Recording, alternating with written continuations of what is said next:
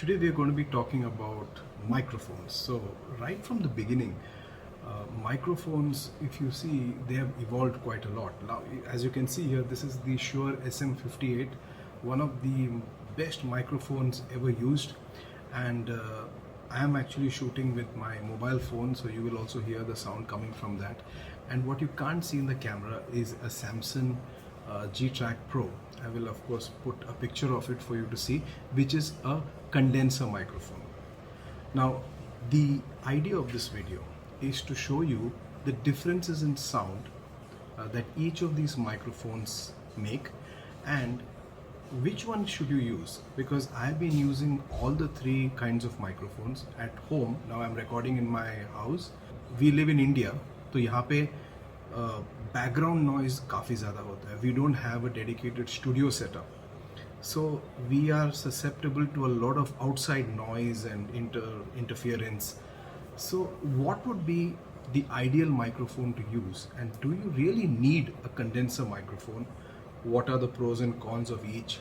So as I talk through the video, I will be switching between different mics so you can hear the differences in sound, and I'll also be explaining it to you not very technically but in a very easy way on ideally what mic you should use for your YouTube channel. So we start off with the Shure SM58. The SM58 is built like a tank. You can actually run a tank over the SM58 and probably nothing will happen to it. It has been used by rock artists worldwide. This is kind of the indestructible mic, so to say. And the SM58 is a dynamic microphone. That means it is not, it needs a lot of gain for it to run. And it is typically used to mic instruments and for vocals. It is not very sensitive, but it gives a very warm and nice and clear sound.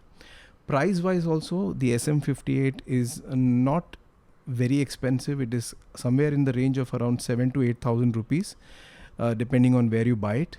But it's very warm sounding, and it's an excellent all-round microphone. The next one is the Samsung G-Track Pro, which you can't see in the video. It's right over here. This is a USB condenser microphone. So a condenser microphone is usually the ones that you use in a studio setup, where you have some soundproofing, and it's very quiet there. So you really there are no background sounds and noises.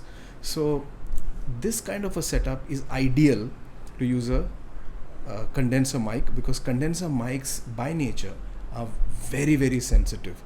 I mean, they can pick up the slightest sounds. Maybe you can hear it when I keep switching between mics.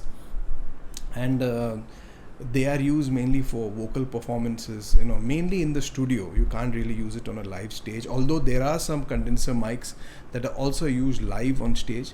But they are very popular among YouTubers now who have a good studio kind of a setup at home. Mostly YouTubers abroad, outside India, where they have a very nice studio setup. Or even in India, there are some YouTubers who have a separate room where they shoot their videos. A beginner YouTuber like me, I am sitting at home, और यहाँ पे काफ़ी सारी आवाज़ें हैं, washing machine का आवाज़ है, and there are children playing, there are dogs barking, there are vehicles passing.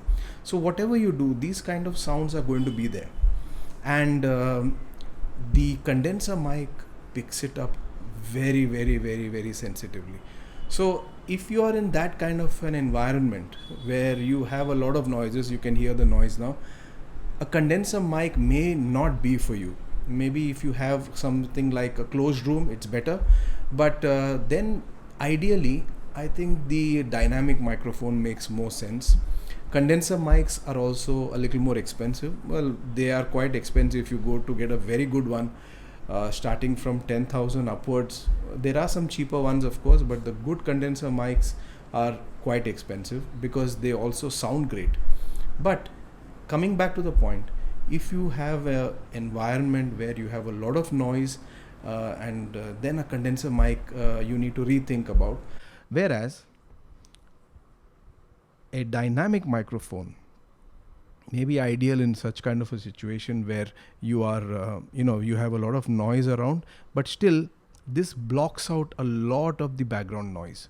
So it just picks up your voice.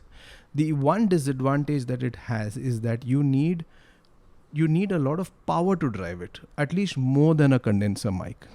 The condenser mic doesn't need so much power, it's quite sensitive, but the dynamic mic needs a lot of power to drive it. So to give you an example, I have connected my equipment now here, and the Shure SM58 is going through a Zoom H8 recorder, which I'm using as an audio interface. So the mic is connected to the Zoom H8 recorder, and the condenser mic is connected directly via USB to my computer. I have to really increase the volume of the Shure SM58 to get a good, clear, loud signal, but I don't have to do that much. I don't have to increase the volume or the gain so much on the USB condenser mic. So that's a big difference. You can increase the gain on the mixer or of your audio interface, but of course you have to do that. That's the only disadvantage. And of course you have the sound coming out of your mobile phone, which is quite inferior. I mean, it's good if you want to start out, but really if you want your voice to really come out at its fullest and for it to have the warmth and the nuances, then a good microphone is required. And I feel that if you start off with even a dynamic mic, I think it's fantastic. You can use it for a lot of purpose, and it's very well built.